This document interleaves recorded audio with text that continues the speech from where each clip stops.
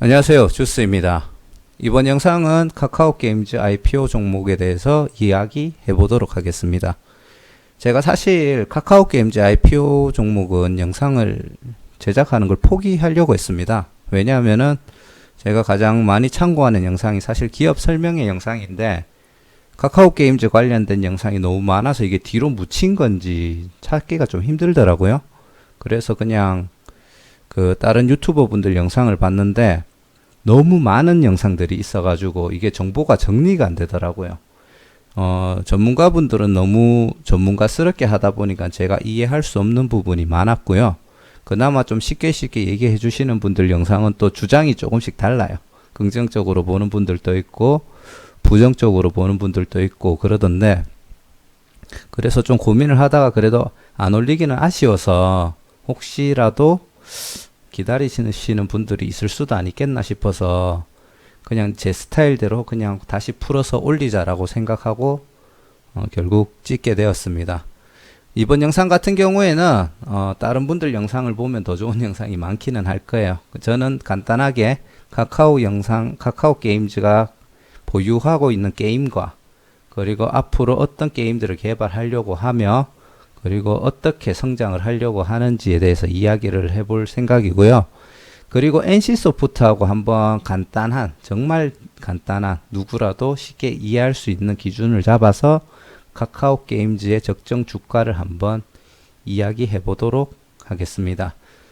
지금부터 제가 드리는 영상은 제 개인적인 생각이니까 재미로 그냥 봐주셨으면 좋겠어요. 맞다 틀리다도 굳이 따지실 필요가 없을 것 같고요. 그냥 이 사람은 이렇게 생각하는구나 정도로만 이해해 주시면 감사하겠습니다. 자, 카카오게임즈는 현재 공모가 밴드가 2만원에서 24,000원이고요.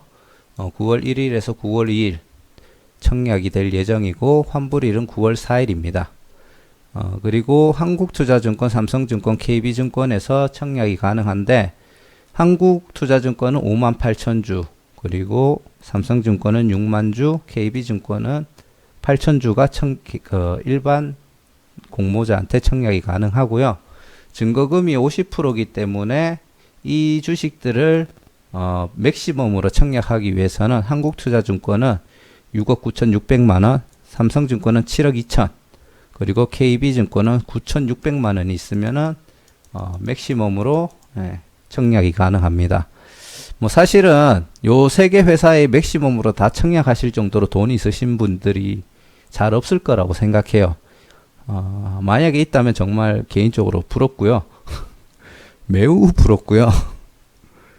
아무튼 일반 개미 투자자분들은 여윳돈으로 본인이 쉽게 들어갈 수 있는 한 개의 증권사에 그냥 맥시멈으로 청약을 하시면 될 것 같습니다. 경쟁률에 따라 배정받는 주식수는 약간 상이해질 수 있겠지만 너무 나눠서 하려고 부담을 가지실 필요는 없을 것 같아요. 그리고 카카오게임즈 2019년 주가가 EPS랑 PER을 곱해보면 23,944원으로 한 24,000원 정도 되죠. 제가 늘 얘기 드리는 공모가 밴드 상당 금액이 2019년 말 주가가 보통 많이 형성이 되더라고요. 그래서 이 밴드를 형성하는데 전년도 종가가 굉장히 중요한 걸로 저는 예상을 하고 있습니다. 그냥 참고만 하시고요. 그리고 혹시나 카카오게임즈 청약 때문에 다른 청약 종목들하고 겹치지 않을까 걱정하시는 분들을 위해서 그냥 간단하게 이야기를 드리자면 카카오게임즈 앞뒤로 해서 PNK 피부임상연구센터 그리고 이오플로우 피플바이오가 청약이 진행이 됩니다. PNK 피부임상연구센터 같은 경우에는 9월 2일 날 환불이 되기 때문에 환불되는 날 바로 청약하시면은 이때 청약이 가능하고요. 그리고 카카오게임즈가 9월 4일 날 환불이 되니까 만약에 이오플로우나 피플바이오 둘 중에 하나 청약할 생각이 있으신 분들은 요 마지막 날에 청약을 하시면은 겹치지 않으니까 청약이 가능합니다. 그렇게 참고하시면 될 것 같고요. 자, 카카오게임즈의 가장 큰 장점을 하나 이야기를 드리려고 합니다. 카카오게임즈가 우리 카카오톡이라는 메신저, 대한민국 대표 메신저죠. 대표 메신저를 이제 시작을 해서 대한민국에 있는 모든 국민들의 정보를 다 가지고 있다라고 보시면 되고요. 그리고 다음 게임을 인수합병을 하면서 자연스럽게 다음 게임이 보면은 뭐 그때 당시에 이제 블루홀이라든지 이제 검은 사막이라든지 이런 게임들을 퍼블리싱을 했잖아요. 그래서 자연스럽게 퍼블리싱을 할 수 있는 능력을 가진 회사가 되었고요. 그리고 이 다음이라는 플랫폼도 한때 네이버를 능가했던 굉장히 대한민국을 대표하는 플랫폼이죠. 그 다음을 인수를 했기 때문에 대단한 경쟁력을 가지고 있다고 보시면 되고요. 그리고 이거는 인수합병인지 아니면 자체적으로 이제 따로 만든 게임 개발 회사인지는 모르겠지만 프렌즈 게임즈라든지 요거는 카카오 프렌즈하고 좀 관계 있는 그 게임 개발사 같고요. 그리고 엑셀 게임즈라고 요건 아마 인수합병한 걸로 추측을 하는데, 아무튼 이런 식으로 PC와 모바일, 콘솔 요 세 가지의 게임을 개발한 회사들을 다 어느 정도 영향력을 가지고 있다라고 보시면 될 것 같습니다. 자, 아까 전에 앞에 얘기 드렸던 것들을 이제 연도별로 정리가 됐는 거고요. 카카오톡으로 이제 시작을 해서 다음 게임을 합병하고 검은 사막 같은 게임들을 퍼블리싱해서 이제 북미 유럽에도 해외로도 진출을 했고요. 그리고 모바일 게임들 요렇게 진출을 하고, 그리고 요런 다수 게임 개발 스튜디오에 투자를 해가지고 게임 개발 역량도 가지고 있다. 이렇게 이해를 하시면 될 것 같습니다. 그래서 아까도 얘기 드렸듯이 개발 그리고 판매 이게 스스로 가능하고요.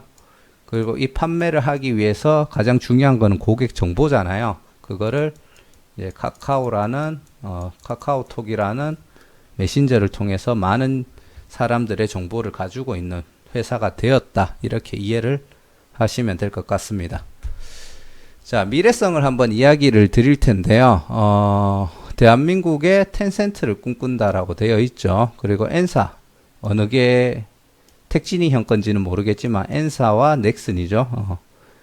NC소프트랑 이제 넥슨 이제 가지고 있는 게임 개발 영향력인데, 실제로 텐센트 같은 경우에는 게임 개발과 퍼블리싱 그리고 플랫폼을 다 가지고 있고요. 모바일, PC, 콘솔 시장도 다 접근해 있습니다. 그리고 국내와 해외를 가지고 있고, 카카오 게임즈가 자기들도 그거를 다 가지고 있다라고 주장을 하고 있는 거죠. 근데 넥슨하고 NC소프트 같은 경우에는 이렇게 뭔가 구멍이 뻥뻥뻥뻥 뚫어져 있죠. 그래서 그런 시장들을 못 가지고 있다. 이렇게 이해를 하시면 될 것 같고요. 근데 넥슨하고는 있지 않나요? 해외는? 아무튼 여기 체크가 없네요. 아무튼 그렇게 주장을 하고 있고요. 자, 요게 사실 저는 대단하다고 생각합니다. 이때까지 IPO 종목을 분석하면서 이런 회사가 있었나 싶은데, 2016년부터 해가지고 2018년도까지는 뭐 약간 모자란 수치는 있지만 두 배에서 다시 2배를 성장을 시켜버립니다. 카카오가 왜 그렇게 클 수밖에 없었는지를 느낄 수가 있고요. 그리고 뭐 2019년도 요 회색으로 돼 있는 거는 뭐 회계 처리상 해가지고 뭐 반영하지 못했는 거라고 하는데, 결국 이것도 2019년도 전체 매출로 볼 수 있거든요. 그래서 더해보면은 약 5,700에서 800억 정도, 800억 조금 안 되는 금액이거든요. 그래서 거의 한 50% 조금 안 되는 매출 성장을 2019년도에도 이루었고요. 중요한 거는 2020년도입니다.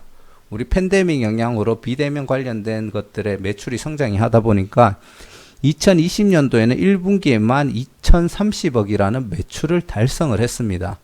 그럼 여기서 곱하기 4 하면 이게 8천억이거든요. 그럼 여기서 거의 또 한 2배 정도가 성장할 가능성이 있다라는 거예요. 그래서 카카오 게임즈의 전망이 매우 밝다라고 보시면 될 것 같고요. 최근 3년간 연평균 성장률을 봤을 때도 57%의 성장률을 보여주고 있고, 텐센트도 34%, 우리 국내에 있는 다른 게임 회사들은 20% 채 되지 않는 성장률을 보여주고 있습니다. 그리고 현금 자산이 어마무시하게, 뭐 장사가 이래 잘 되니까 돈이 늘어날 수밖에 없겠죠. 그래서 현금 자산이 늘어나는 거는 뭐 어떤 걸 의미할 수 있냐면은, 현재 아까 퍼블리싱하고 뭐 게임 개발하고 그리고 플랫폼하고 이런 것들을 다 가지고 있잖아요. 그것 외에도 내가 이 게임들을 개발하고 뭔가를 하려고 시도할 때 투자할 수 있는 현금이 많다라는 거예요. 게임 회사를 더 인수할 수도 있는 거고. 근데 그런 돈을 지금 계속 벌어들이면서 투자를 하니까 앞으로 성장할 가능성은 매우 높다라고 저는 판단을 하고 있습니다. 자, 이거는 이제 간단하게 얘기해서 앞에 제가 이야기 드렸던 것들을 그냥 보여주는 표고요. 뭐 딴 것보다 요 앞에 요 라인을 보시면은 카카오톡 월 이용자가 4,500만 명이고요. 카카오 게임 월 이용자가 950만 명입니다. 그리고 카카오 게임즈 플러스 친구가 1,300만 명이 가입이 되어 있다는 뜻이고요. 이 말은 뭐냐? 우리가 게임을 뭔가를 하나를 개발했을 때 이거를 바로 굳이 우리가 어디 돈 주고 홍보하는 게 아니고 우리가 가지고 있는 플랫폼을 이용해 가지고 홍보를 다이렉트로 할 수 있다. 홍보비 별로 안 들이고 홍보를 극대화할 수 있다라는 걸 이야기를 하는 거고요. 유저 타겟팅 요거는 다음 페이지에서 이야기를 드리자면 이 카카오톡이라는 메신저를 이용해서 유저 타겟팅이 가능하다는 거예요. 예를 들어 약간 아기자기한 게임을 만들면은 뭐 7세에서 뭐 13세 초등학교 그런 애들한테 집중적으로 홍보가 가능하고 뭐 우리 RPG 그리고 우리 현질러들 타켓으로 하는 게임들을 개발했을 때는 성인들한테 계속 배너 같은 거를 스스로 띄워가지고 홍보를 할 수 있다라는 거죠. 이게 정말 큰 장점이라고 생각을 합니다. 자기들이 가지고 있는 플랫폼 내에서 모든 게임 홍보가 그리고 빅데이터를 통해서 적절한 타켓에게 그 게임만을 홍보를 한다. 이거는 엄청난 거라고 생각하거든요. 우리 유튜브가 그런 거잖아요.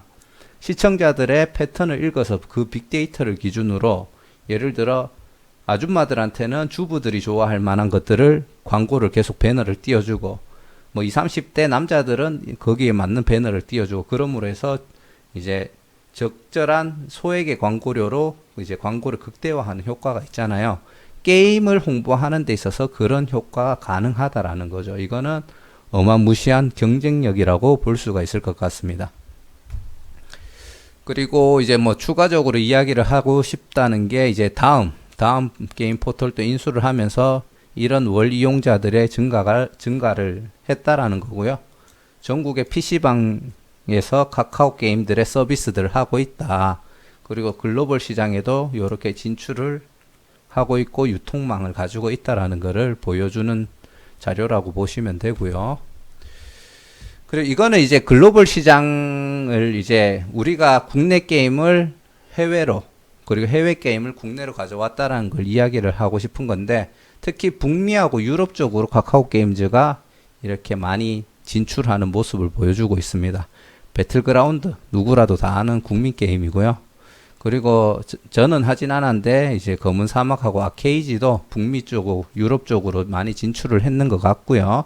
그리고 모바일 게임도 달빛 조각사, 프렌즈 레이싱, 프렌즈 팝콘 뭐 요런 캐주얼한 게임들, 요거는 캐주얼 하진 않겠네요. 요런 캐주얼 게임들도 해외로 많이 수출을 했고 거기에 매출이 발생하고 있다라고 보시면 되고요. 그리고 반대로 해외에 있는 게임을 국내에 서비스할 수 있는 경쟁력을 가지고 있다. 패스 오브 엑자일 같은 경우는 한때 굉장한 관심을 가졌고 사람들이 그리고 이 게임도 굉장히 재밌다라고 이야기를 하더라고요. 저는 해보려고 하다가 못했는데 아무튼 뭐 이런 식으로 게임을 해외에서 가져오기도 하고 이 게임들도 해외에서 들어왔는지 저는 솔직히 몰랐습니다. 근데 지금 설명하는 거 보면은 해외 게임을 국내로 가져왔다는 얘기로 이해가 지금 되는데 맞는지는 잘 모르겠어요. 혹시 아니라면은 여기에 대해서 추가적인 설명을 해주시고요. 요 PPT 자체가 그 내용을 설명하고 싶어 하기 때문에 아마 그 내용이 아닌가 그렇게 추정을 하고 있습니다. 그리고 이제 추가적으로 지금 글로벌 시장에서 성과를 내기 위해서 전략적인 지분 파트너십 쉽게 말해 가지고 우리 게임들을 개발을 했을 때 뭐 해외로 이제 판매할 수 있는 여러 회사들과 이게 지분 파트너십을 맺고 있다. 뭐 그렇게 이해를 하시면 될 것 같고요.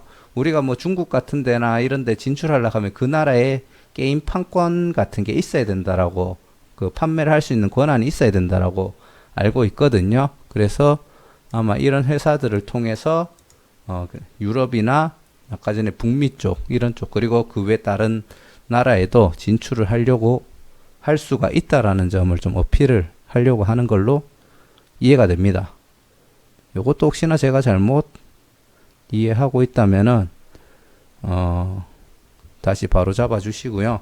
요런 전략적 지분 파트너들을 이용해서 여기 2021년도에 상반기 출시 예정 블레이드 4 카카오 진출할 예정이고요. 2011년도 하반기에는 패스파인더 8라는 데를 통해서 리니지 2 개발 총괄, 리니지 2를 여기서 개발 총괄을 한다고? 요거는 새로운 정보인데요. 그리고 2022년도에도 요런 데를 통해서 요렇게, 그리고 2022년도에 또 추가로 이제 해외로 게임을 팔 수 있는 경쟁력을 갖췄다. 뭐 좀 그런 것들을 어필하는 걸로 이해가 됩니다. 그리고 이게 저는 사실 좀 이 PPT를 약간 강조를 하고 싶어요.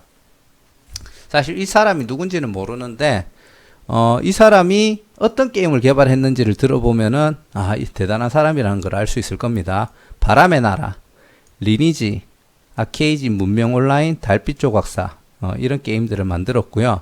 현재 구글 플레이 최고 매출을 달성하고 있는 리니지 M, 택진이 형이 좋아하는 리니지 M과 요거는 제가 무슨 게임인지 모르겠어요. 요게 지금 글씨를 몰라서 요거를 아무튼 1위와 3위 게임을 송재경 사단이 개발을 했다라는 거고요. 리니지 2도 저는 똑같은 사람이 개발했는 줄 알았는데 요건 또 아닌가 봐요. 뭐 그렇다 치고 아무튼 이렇게 이 부분이 왜 중요하다라고 생각을 하냐면은 MMORPG라서 그래요. 지금 물론 그 다음 게임에서 했던 뭐 테라라든지 RPG 종류의 게임들이 있긴 있습니다. 근데 사실 우리가 흔히 얘기하는 그 하드 과금러들, 우리가 흔히 린저씨라고 하는 리니지에서 진짜 과금을 팍팍 하시는 그 아저씨들 있잖아요.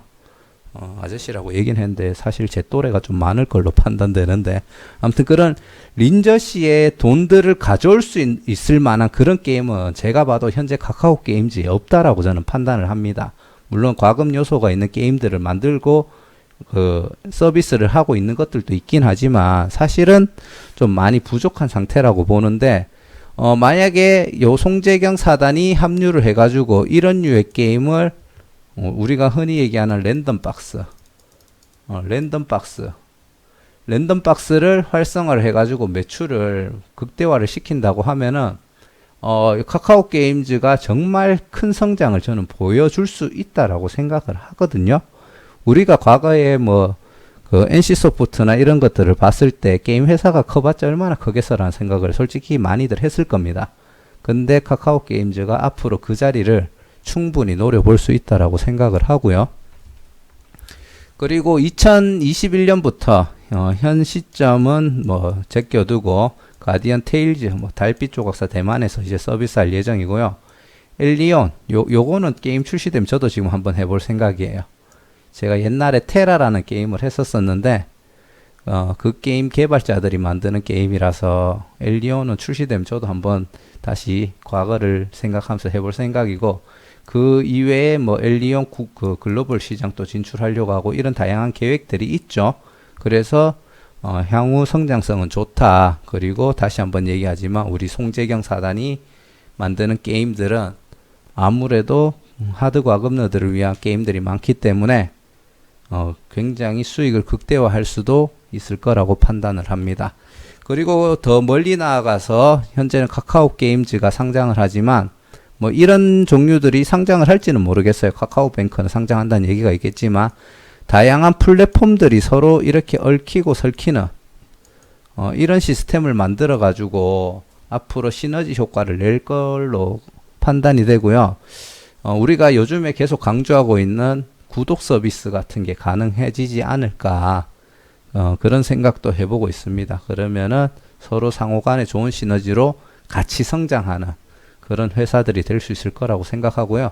여담으로 얘기하자면은 이렇게 되면은 이제 카카오 주가도 계속 올라가겠죠. 그래서 충분히 중장기 투자로도 투자할 만한 가치가 있다라고 보면 될 것 같습니다. 그리고 이런 홈 트레이닝, 뭐 VR 골프 이런 것들도 이제 향후 이제 다양한 서비스들을 준비하고 있다. 그래서 앞으로 성장성은 충분히 크게 가지고 있다. 이렇게 이해하시면 될 것 같습니다.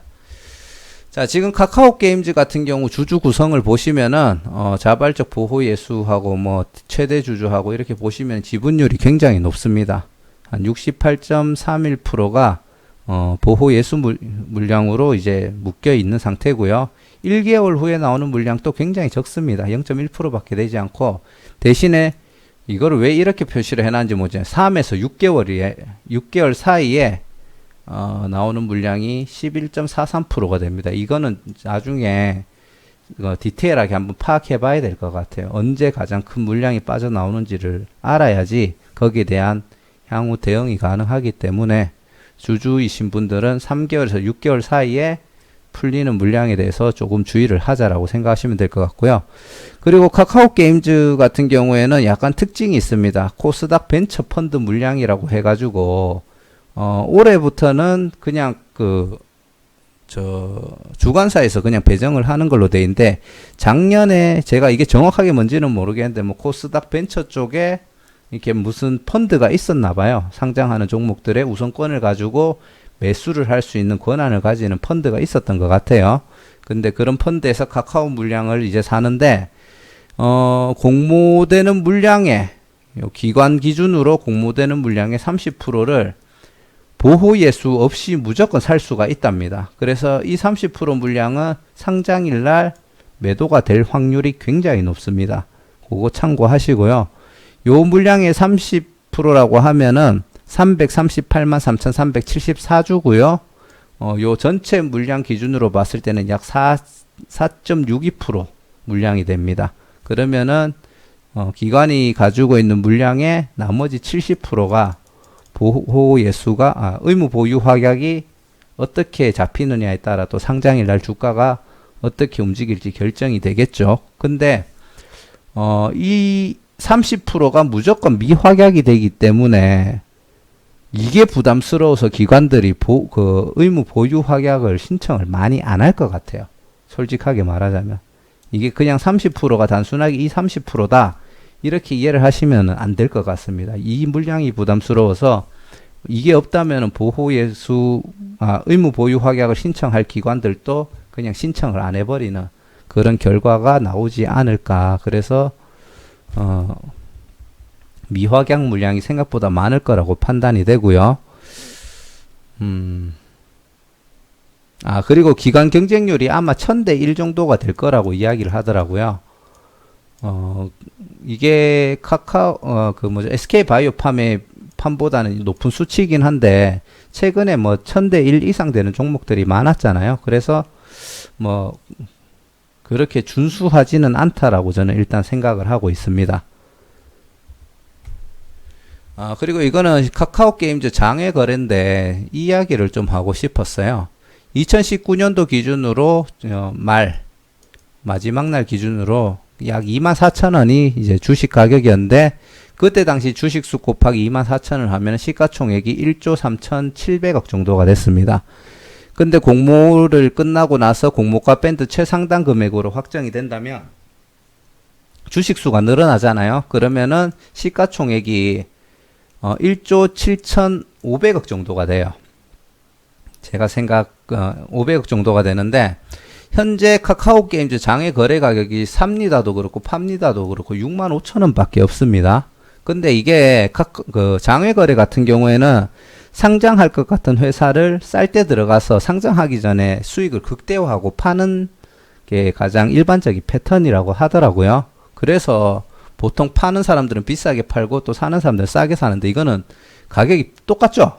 그래가지고 이런 경우도 있나? 그럼 얘가 그냥 얘한테 팔면 끝인 거잖아요. 근데 이렇게 계속 올라온다는 거는 실제로는 거래가 이루어지지 않는 게 많지 않을까라고 생각을 하고요. 만약에 상장을 하고 난 다음에 장외가까지 주가가 올라가게 되면은 카카오 게임즈의 주가는 4조 7,583억이 됩니다. 자, 과연 그러면은 카카오 게임즈가 4조 7천억 정도가 될 정도의 가치가 있냐라고 봤을 때, 그거를 NC소프트랑 제가 한번 그냥 비교를 해봤거든요. 지금 2020년 8월 28일 기준으로 NC소프트의 시가총액은 18조 7,900억이고요. 실제로 요 장외 거래가 65,000원이 됐을 때 이 가격을 곱하기 4를 하면은 이 가격에 거의 똑같습니다. 살짝 넘어가는 정도인데 거의 똑같다라고 보시면 되고요. 자, 근데 한번 NC소프트가 어떤 게임들을 흥행을 했는지를 한번 보시면은 리니지 2, 리니지 M, 리니지 M2 그리고 뭐 요것보다 약간 아래 등급으로 오면 아이온하고 블레이드 앤 소울이 있습니다. 이 게임들의 특징이 뭐냐 하면은 전부 다 하드 과금러들이 많이 포진되어 있는 게임들이에요. 근데 아까도 얘기 드렸지만 카카오 게임즈가 현재로 그런 하드 게임러들이 포함이 되는 게임들은 없습니다. 그래서 제가 생각했을 때는 현재 기준으로 NC소프트의 4분의 1 정도 되는 시가총액을 카카오 게임즈가 달성을 하기는 솔직히 좀 힘들다고 생각을 하고요. 지금 보시면은 이제 카카오 게임즈의 재무정보인데 2019년도에 보시면은 1년 동안에 그냥 단기 순이익만 볼게요. 매출도 중요하지만 88억 정도의 순이익을 남겼어요. 근데 NC소프트 같은 경우에는 단기 순이익이 2019년도에 3,590억입니다. 어마무시한 차이가 있죠. 근데 주가를 뭐 4분의 1 정도로 시가총액을 맞추겠다라는 거는 약간 좀 무리가 있을 것 같고요. 자, 그러면은 올해 기준으로 보면 어떨까? 올해 또 카카오 게임즈가 굉장히 큰 성장을 보였잖아요. 자, 단기 순이익이 이게 하반기입니다. 반기라고 되어 있죠. 반기 때 보면은 278억이에요. 278억인데 NC소프트 같은 경우에는 1분기, 2분기 요거를 더해줘야 되거든요. 더해주게 되면은 3,500억 정도가 됩니다. 10분의 1도 지금 안 되는 거예요. 물론 성장성이나 그런 거를 봤을 때 앞으로 그 갭을 퍼센트 기준으로 갭을 좁힐 수는 있겠지만 현재 NC소프트 같은 경우에도 카카오 게임즈가 버는 것보다 훨씬 잘 벌어요. 현금도 훨씬 더 많을 겁니다.